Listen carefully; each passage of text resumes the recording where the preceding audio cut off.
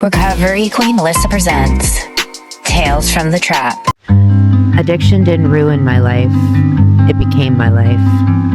The trap wasn't just a place I slept. It was where I died in pieces over and over again, calling it survival. I didn't wake up one day and decide to destroy everything. I slipped. And then I slipped again. And then I stopped trying to get back up. You get used to sleeping on floors that smell like piss and bleach. You get used to showering at soup kitchens and gas stations. You get used to your phone only ringing when someone needs something, or wants to use with you, or wants to use you. I lost everything. My kids, my name, my self-respect. There were nights I sold my body just to feel numb, and mornings that I begged God to just let me die. But he didn't. So I got up and I used again. And somewhere in all of that, I realized I couldn't even cry anymore. Not because I wasn't in pain, but because the pain had become so normal, it didn't even register. People say rock bottom like it's a place, but it's not. It's a feeling. It's being alive, but hoping that nobody notices. It's knowing your kids are somewhere safe because you are what they needed to be saved from. And even now, years in recovery, clean and present in parenting again, the guilt doesn't just disappear. You carry it. You carry the memory of every time you chose the high, every birthday you missed, every time someone looked at you like you were already gone. That's what redemption really is. It's not a clean slate. It's showing up every day with the weight of your past on your back and choosing not to run from it. So yeah, I made it out. I made it out of the trap. But don't ever get it twisted. I crawled. I screamed. I bled to get here. And if you're still in it, if you're still chasing that next high, still pretending you're not already dying, just know this. I see you. I was you. And there's still time. But it's not going to be pretty. It's not going to be easy. And it's going to rip the skin off your soul. But it's worth it, even when it doesn't feel like it. Especially then. We lost our kids together. We survived addiction. I sold my body while he stood by my side, pretending we were a team. We ran the streets, slept in traps, fought the world, and fought each other. I took punches, gave a few too. There was domestic violence, psychosis, blood, breakdowns, and still, I stayed. Because somewhere in all that pain, I thought we were in it together. But when it came time to heal, he didn't take me with him. He walked away, clean. Went back to our daughter like I never existed. Like the girl he raised since birth wasn't still calling him daddy. Like I didn't break myself wide open trying to survive beside him. Like everything we went through didn't mean a fucking thing. He didn't just leave. He blocked me. He cut us off. Like we were a mess he needed to wash his hands of to start fresh. Maybe he did get clean. Maybe he did get redemption, but don't forget what he left behind to get there. So if you've ever been left holding the wreckage while someone else gets to walk away clean, if you've ever given everything to someone who used you up, then vanished like you were the problem, just know you're not alone. Some of us don't get rescued. We rebuild ourselves out of the rubble, and that kind of healing is louder than any apology we never got. Hello, this is Tales from the Trap. I'm your host, Melissa, and today I'm going to talk about a time that still haunts me from 2018 to 2020, the time I tried to hold on while everything slipped through my fingers, the time I was trying to get clean, reconnect with my family, get my kids back, but the drugs still owned me. This is a story of how I tried, but still lost everything again. So, talking about all that yesterday was like super hard. The time from 2016 to 2018 was horrific. hate talking about it. I hate talking about it because I also don't like talking about other people. Other people that fought hard to change their life. And even though there's like, hurt feelings and all that crazy shit, I'm still extremely proud of,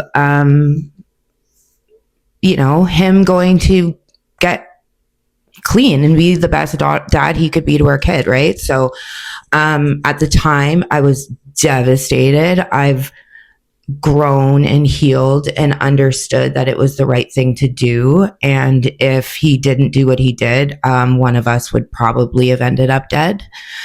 So yeah, there are hurt feelings about it. It's better now. Like, I'm obviously completely changed who I am. We are not even the same people that we were back then. Like, we don't even know each other. We're completely strangers. So it's okay now. You know what I mean? Like, it was hard at first, but it's a lot better now. The person I am today couldn't imagine ever dealing with anything that I dealt with back then. So yeah. In 2018, I was in the DV shelter. So I had left and went to stay in a place that helped me immensely throughout my years of active addiction. Like, it gave me a home when I had no home. Is this camera going in and out blurry on my face? It is too. Okay. I have it on cinematic because it's just better qualities, but I think I have to sit forward or I'm going to go blurry. Okay, so yeah, I was in a place that I would escape to on a regular basis when we would get into like fights and shit. I used it before with my other baby dad many times where I had to go and get safe. So I just went back there and they helped me. They opened up communication between my family and I. They opened up communication between myself and his side of the family so I could see my children. And that's what started to happen. And I was absolutely like devastated. It says I was broken, not just emotionally, but spiritually. The kind of broken that doesn't show up in bruises, the kind that eats you from the inside. And that's 100% how it felt. I was disgusted with myself. I was disgusted that I allowed myself to stay with a person that would just abandon me like that. I was devastated. Like, I was like, are you serious? It was fucked right up. So yeah, I tried really hard not to use and it didn't work because I was still using the entire time. And I was staying between, so we split up in May, and from May until the end of the summer, I was with my parents and I was using really heavily. And I had gotten an apartment. Geneva House had gotten me an apartment. And, it was just this 1-bedroom trap that I very quickly made a trap. And yeah, I was going between that place and my parents' place. And what I would do, so my mom and we were in an extremely volatile situation. I was using, so I was not the person that I am today. And she was trying to hold everything together while also pretending like I was okay when I wasn't. And she knew I wasn't. She knew I was still using. And what I would do is I would go between like her house and my apartment. So every couple of weeks I would be like, hey, I'm going to my apartment and I'm going to be back on Monday. And I would go there and I would smoke crack the whole time. So my script wants me to go back a little bit back into the Geneva House. So let's talk about it. Right after, before we split up, I started having visits with my kids, and Jamie wanted to keep the baby. I don't remember not thinking that either. She says that I initiated a reunification, but I don't remember that. I remember my mom telling me, like, because I was seeing him, I think I saw him 3 times, But my mom told me, like, if you make this hard for Jamie and not give him to her and sign custody over to her, like, we're not going to make it easy for you with your other two. And we're also we're going to tell his sister not to make it easy for you with Emily either. And at that time, I knew they wanted to keep Emily. That was the plan. And I really knew it was the best place for her, but also knew I was not just going to give her to them. You know what I mean? Like, I really wanted to have as much like what I have today kind of thing. I just didn't know if it would work. And also I was still using. So it was all a facade. It was all a lie. It was all just a bullshit lie.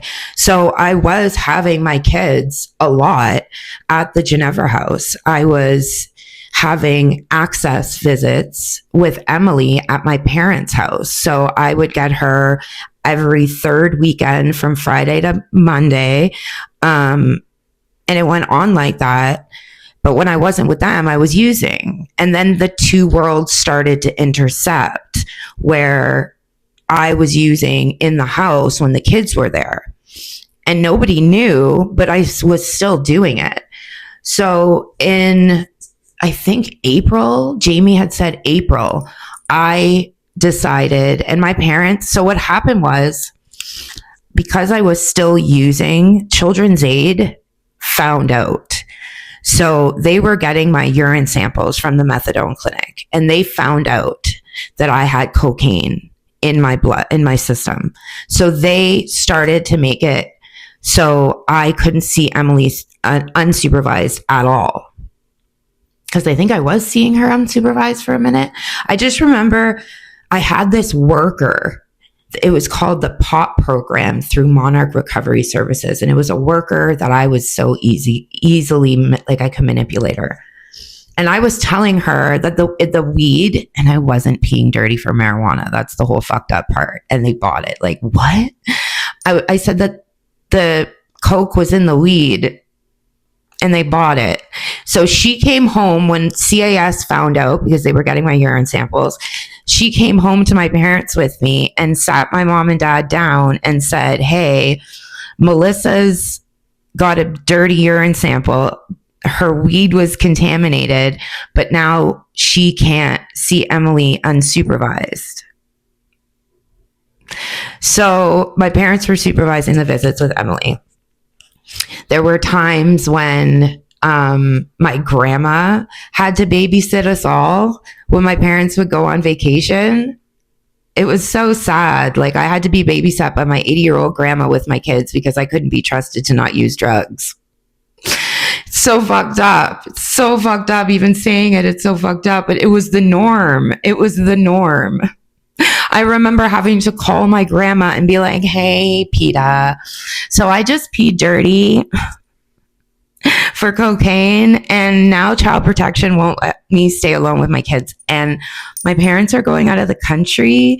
Can you babysit us for 2 weeks?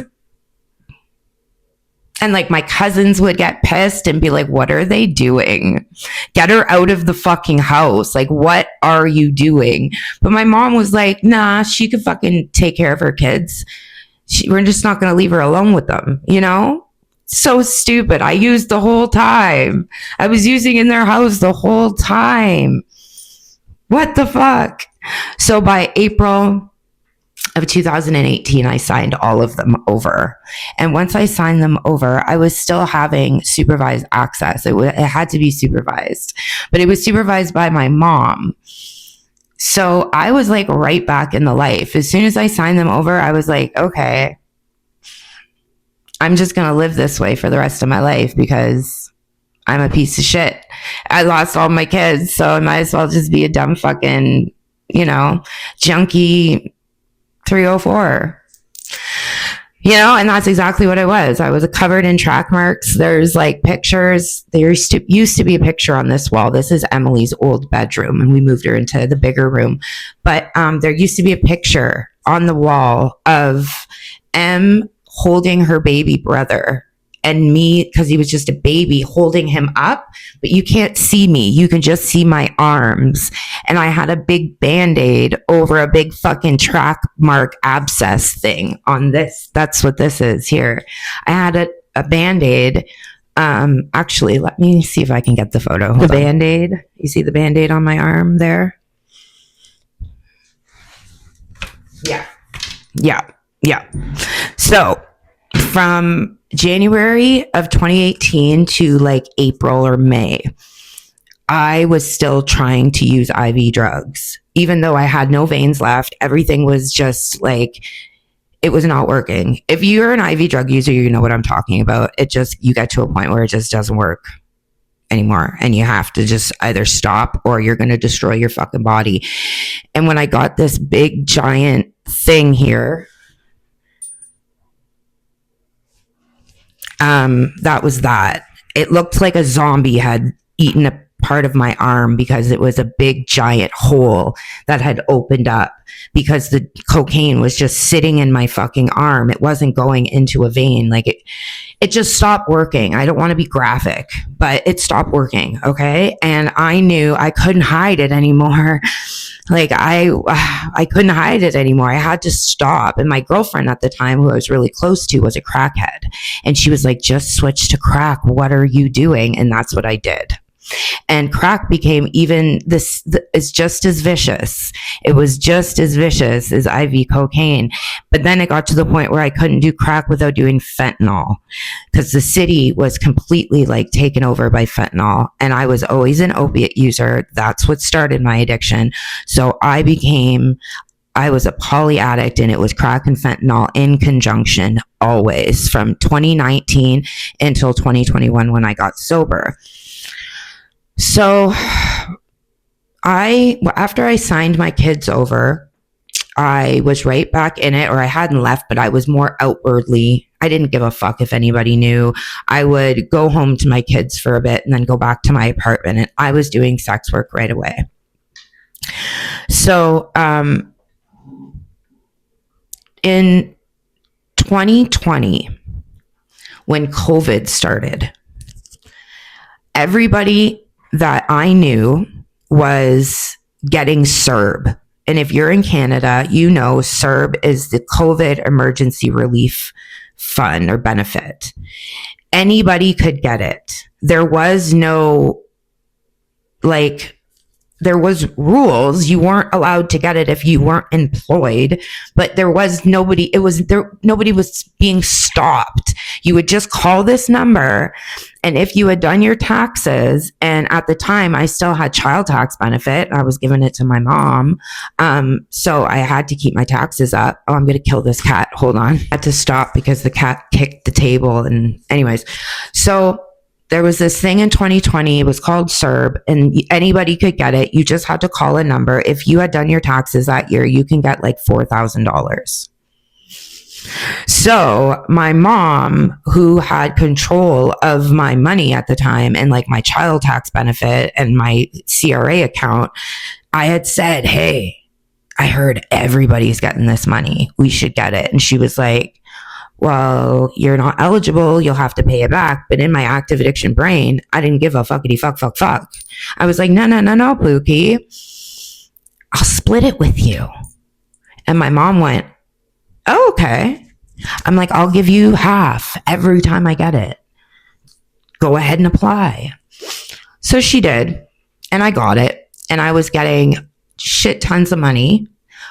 And I relapsed really bad. So my parents were letting me, so the CERB came out in April. So that was the time where they went to open up the cottage. So they would take Aria, my middle baby, but leave me Cadence, my oldest, who was 12 at the time, 11 at the time, 12 maybe a little older in 2020. If she's 18 now, I can't do the math. She was a teenager going into grade 9. It was the summer going into grade 9. So I was like, perfect. And I was using around her. I was doing everything around her. I was a degenerate piece of shit. I shouldn't have been left alone with her. That summer will haunt me for the rest of my life. I overdosed in front of her. I had people around her that should not be around children. And I'm just going to be honest and real about it because it's what happened, and it happens every single day. So I was in no position to be left alone with a child. It unraveled extremely quickly. I had been trying, but like I told you, okay, there was never get better. It was hide it better kind of thing. So that's what I did. I would just try to hide it better, and then I couldn't hide it anymore. And I remember they would leave me a credit card for emergencies, and I was taking cash advances out on it all the time. And it started to become very apparent that I was not well. And I remember they called me, it was at night, and they were like, you took a whole bunch of cash advances out last night, like 2, 3, 4 o'clock in the morning. Are you leaving her alone? What are you doing? We're coming to get her. And they were leaving me the vehicle and everything. Like, this is how fucking stupid I was. Like, what are you doing, Mel? I ran to the nearest bank machine. I called my plug. I said, come pick me up and drop me back off at my apartment. I want dope. And I did a big cash advance on their credit card.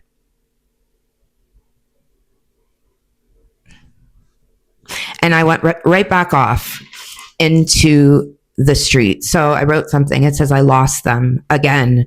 But this time it wasn't the system or their dad or CAS. This time it was me.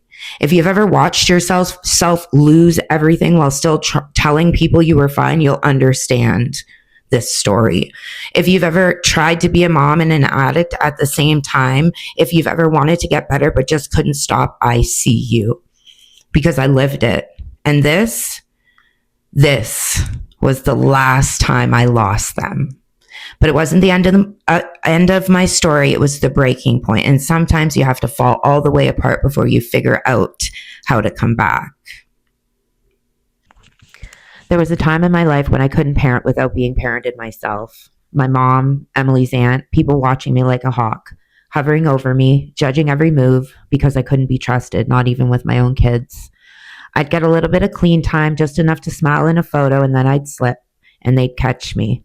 It was always the same cycle. Get caught, get kicked out, rehab, psych ward, detox, round and round for years. I wasn't raising my kids. I was supervised during my own visits.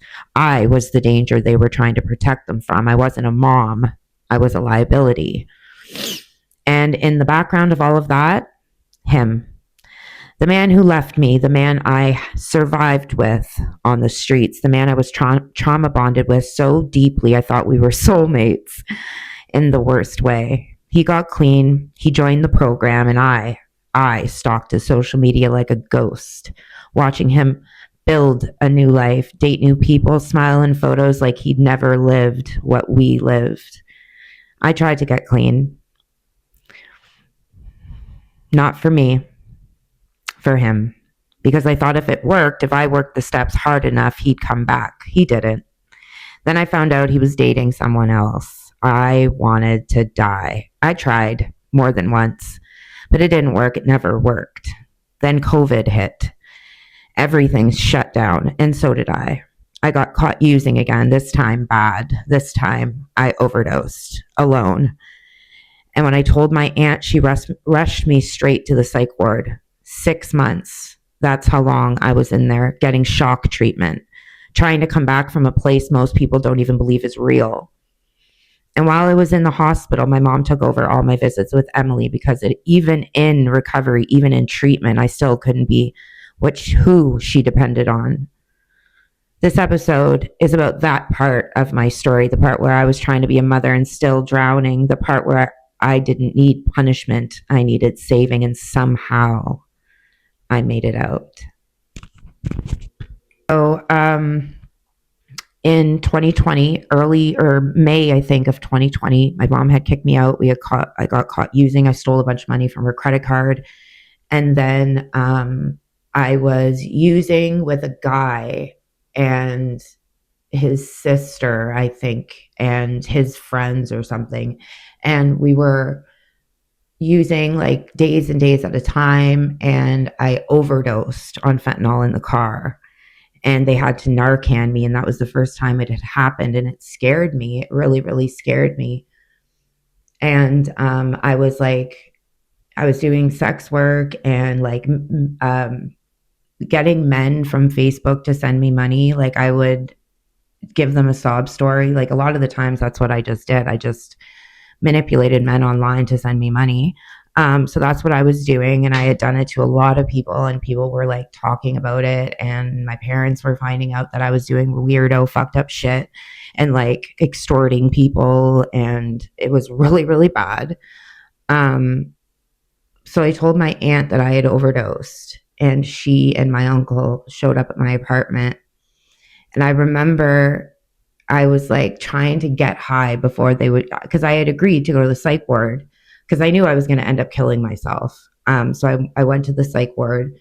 My mom was still having visits with Emily, but like Emily's behavior was like way too much for my mom. So my mom was always like complaining to Angela about how bad she was. And it was really starting to like get to Angela. Like obviously my mom didn't have any patience with her. So it wasn't long after that I think the relationship just kind of dissolved, and stopped answering my mom for whatever, good reason. So, and I knew that, and I knew like I was going to end up dying. And I was like having phone calls with my kids, and Emily would be like, "Mom, are you still sick?" And like say heartbreaking shit like that. And I did have the thought at that time that maybe I could go into the psych ward because I had lost everything. Like I had lost everything. I had this apartment that was a trap house. I was doing horrible things. I was hurting people. If my eyes were open, I was trying to hurt myself. I was doing transportation fraud, like jumping taxis, like be like, "Hey, I'm going to call a taxi, get them to drive me to the plug." And then I would get them to drop me off at my building. I would leave them like a purse that was like empty. This was my ruse. I would leave them a purse that was empty and be like, "Hey, you could just keep my purse, my iPad, and everything's in it. I'll be right up. I'll be right back. I'm just going to run up and grab my money." And I wouldn't come back down. And so like, it was just bad. I was being fucking ridiculous.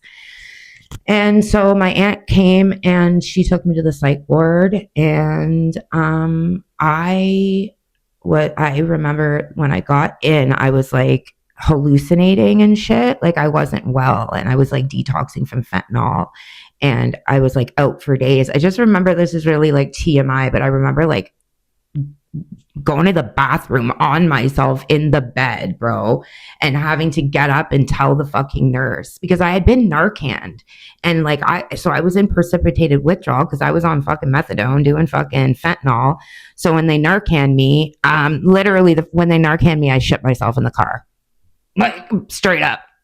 I was doing so much fucking fentanyl, and they had to Narcan me a bunch of times, and that's just what fucking happens. So that happened in the hospital. Like I was delusional after I fell asleep because I'd been up for days and days and days and days. So once I fell asleep, sometimes you're in and out of it and you're still fucked up. I was smoking loads of crack and I shit myself. I'm not ashamed to say it. I shit myself. So I remember coming out of it. Finally, I guess I had been there for a while and I didn't realize. And I went into the living room and there was like a group of people there. And it was this 2 girls and this like super cute gay guy. And he was like best friends with one of the girls. Like I think they had met in there. So I just kind of like fit in with them for a minute. And like the thing that happens in the psych ward is like you meet people and you get really, really close to them, obviously, because there's nothing else to do. And it was COVID. So we weren't allowed out like to do nothing. Nobody was allowed visits. It was lockdown. You couldn't smoke cigarettes. You would literally have to go on group walks. It was crazy shit. And it's always like that, but COVID made it like a million times worse. Like we didn't have to wear masks all the time, but there did come a point where in the summer of 2020, where it was like outbreak city in the hospital. So it was mandated that we had to wear masks. And that was at the tail end of like the 6 months I was in there. I was in there from May until the end of August. And so, yeah, I met these people and I got close to them. Like, I got really close to this girl named Sam. And then, so what happens is people will leave, right? Because people are in there, but they're not in there forever. So they will leave, they'll get discharged. And it's hard to watch people leave when you're still stuck in there. But like your groups of friends change. So after these people left, like I was still there. And then a guy that I went to high school with showed up. And this group of people were with us like the majority of the time that I was in there. So I just want to read you something that I wrote. So this isn't the part of the story where I got better. This is the part where I disappeared. They put me in the psych ward after I overdosed. And for 6 months, I drifted in and out of something that felt more like a dream than life. I got shock treatment. They experimented on me with meds, uppers, downers, stabilizers, antipsychotics. They were throwing darts in the dark and hoping something would stick. I hallucinated constantly. I saw things that weren't there, heard voices that weren't mine, and the nurses, they didn't stop me. They just watched, charted, maybe shook their heads, just like I was another case that was too far gone. The memory of that place doesn't come in order. It just floats around, flashes and flashbacks. Holding onto someone's hand like it was something solid, a girl crying in the hallway, the sound of screaming 2 doors down, the lights buzzing all night long. And in the middle of that nightmare, I met people I loved. People just as broken, just as beautiful, just as unseen as me. Some of us bonded in silence, some of us in laughter, the kind you do when you're losing your mind and you can't stop giggling. But healing, it didn't happen there. That place didn't save me. It sedated me. It paused the destruction but it didn't rebuild a darn thing. What really changed me came after, when I got back out. When I started watching people I knew die, drop like flies, OD one by one, while I numbed myself. And then I met a girl that would charge me with human trafficking. The one who'd say my name in a courtroom one day. And somehow that is what ended up saving my life. Not the therapy, not the meds, not the institutions, but a woman I once knew on the street who finally made it impossible for me to keep running from myself. So yeah, I was in the psych ward and my friend left and then this guy from high school showed up and I was in there with him and a bunch of other like younger people, a lot younger than us. Like we're in our mid late 30s and they're all like teenagers and like early 20s and shit. And whatever, it was a good time. I spent the whole time fucking completely like hallucinating. Apparently, like I remember the whole time in the psych ward, like it's a dream. They were experimenting with a whole bunch of drugs, trying to get me okay. Like I went in there on olanzapine, and I had gained so much weight since the last time I'd been there. So the doctor was like, "We need to get you off of this." But they were like experimenting with stuff to help me sleep, and because I had really bad PTSD. And then I did a bunch of shock treatment because I told them like I couldn't be alone. Every time I was alone, I wanted to like, and I was like trying to hurt myself, and I was like, so I did a bunch of like psych assessments with a whole bunch of different doctors. I also worked on getting into rehab. So the plan was that in August, I was going to go stay with my aunt. So that's what I did. I stayed with my aunt, waiting to get in rehab, but that was never my plan. Like I knew I wasn't going to end up in rehab. If I left, I knew I was going back out. Like I knew it. And that's exactly what ended up happening. So I went to stay with my aunt. That didn't last long. So they were having a big birthday party for my uncle. And I went out the night before back to my apartment, smoked crack all fucking night long, didn't show up till 5 o'clock in the morning, took my sleeping pills that completely put me out. And apparently I was like in and out of consciousness at the kitchen table the whole party. In front of my children, in front of my cousins and my cousins' children, and my uncle's side of the family that isn't my family.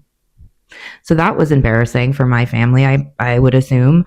So I woke up the next morning with my dad and my aunt in my room saying, pack your shit, you're going back to your trap house. And I was like, cool. My dad looked at me on the way there and he goes, you're burning your life to the ground. I said, I know. I probably didn't say I know. I probably came out with a whole bunch of fucking excuses like I wasn't using last night. I was just tired, because I would make excuses that were ridiculous. No, you smoked crack all fucking night, took a bunch of fucking downers when you got home, and that's why you looked like you were on fentanyl. They all thought I was like on the nod from fentanyl. No, it was because I took a bunch of fucking psych meds when I got home to put me to sleep, because I was smoking crack all night. That's the truth. So I went back to my apartment, and I remember, I think it was at the methadone clinic or maybe the bus depot.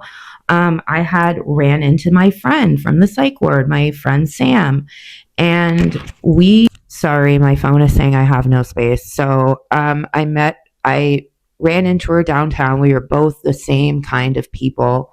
We both had a really bad addiction to crack and fentanyl. We also knew the same plug. So her plug was my plug, which was very convenient. And we grew close very, very quickly. I only hung out with her for maybe a couple months, but it felt like a lifetime. She stayed at my house most of the time because she lived out of the city with her dad, and it was a really long bus ride. So she just would stay with me. So we got really, really close, and she would write me poems. Every time she would leave, I would be like asleep, and she would write me nice little notes that I still have.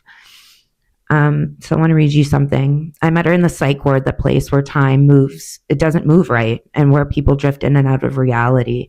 When you start to feel like you're living in a dream and you can't wake up.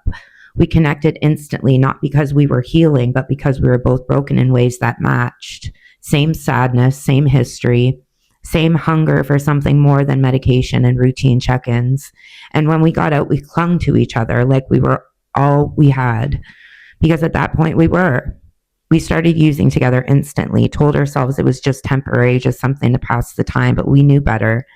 And then one day, she called. She said she was coming over. She said she had something. I was dope sick, broke, and waiting, but she never showed.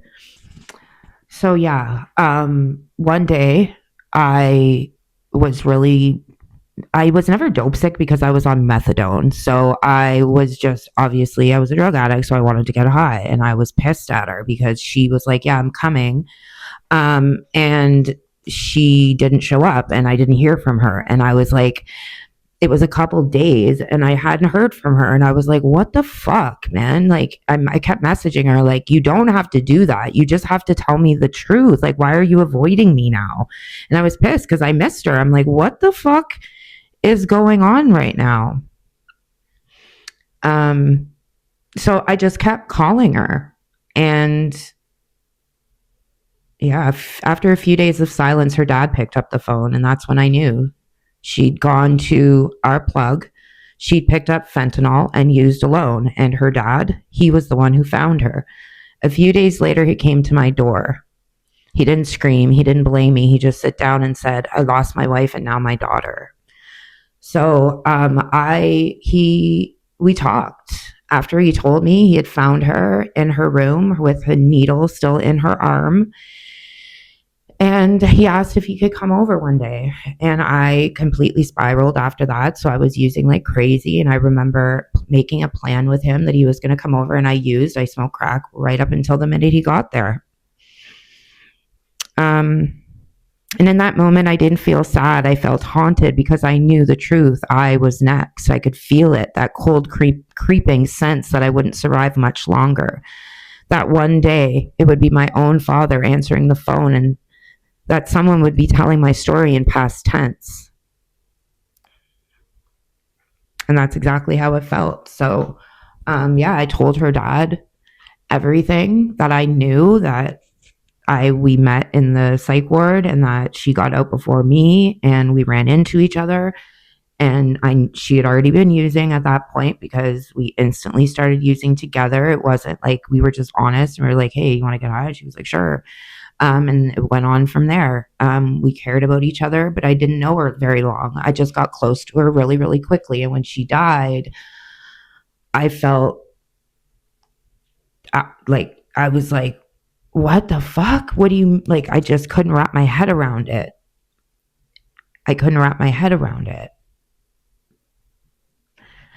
And it's so fucked up now because yeah. So her dad came over. I told him everything I knew. I told him who we had been getting dope from, obviously. And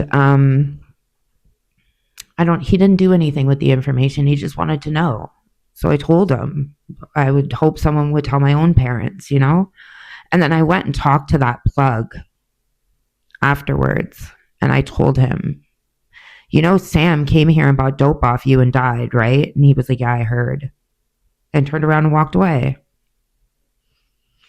I'll never understand fentanyl dealers. I don't know why they would want to kill their clients. It's just, I don't know how they live with themselves, to be quite honest. So after she died, I spiraled, not right away. Grief doesn't always show up with tears. Sometimes it shows up as silence or using more or pretending it didn't happen because the truth was too heavy to carry. But I kept using, pretending I was fine, but I wasn't, because every time I picked up, I thought of her. Every bag, every blast, I pictured her laying there cold, alone, and gone. I don't know what she was thinking that day. I don't know. But I know she didn't want to die. She just wanted to stop feeling, and she never got the chance to come back. And me, I kept going, and I hated myself for that. Her death didn't save me, but it shook something loose. It made me look around and realize I was surrounded by ghosts, people dying one by one. And one day I met someone who held up a mirror, and I couldn't ignore it. The girl who would eventually charge me with human trafficking. She became the thing that finally forced me to face myself. But in this episode, this moment, this heartbreak, it belongs to the girl I met in the psych ward, to the girl who never made it out of the cycle, to the girl who called me that day but never came. I made it out, but I carry her with me every single day for her and for the ones who never got to live the rest of their story.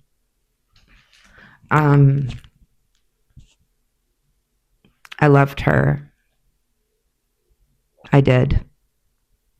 And I have her obituary card on my wall still. I still have the letters she wrote me when she would leave before I woke up. I have pictures she colored for me in the psych ward.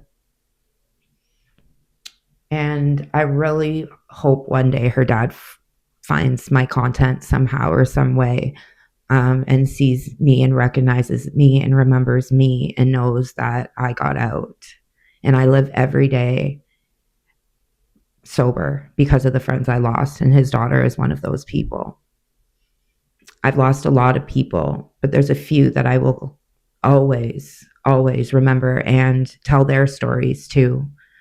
I use her photo a lot in my TikToks because her death was a part of my redemption story, because it was part of the catalyst that it's a part of the beginning of the end story for me, because only a couple months later I was charged with human trafficking and sat in jail for months and then got out and never looked back. Well, got bear maced and never looked back. But my phone is dying, so I'm going to charge it for a bit, and then we're going to keep going on this wonderful, happy, sunshine and rainbow story that is Tales from the Trap.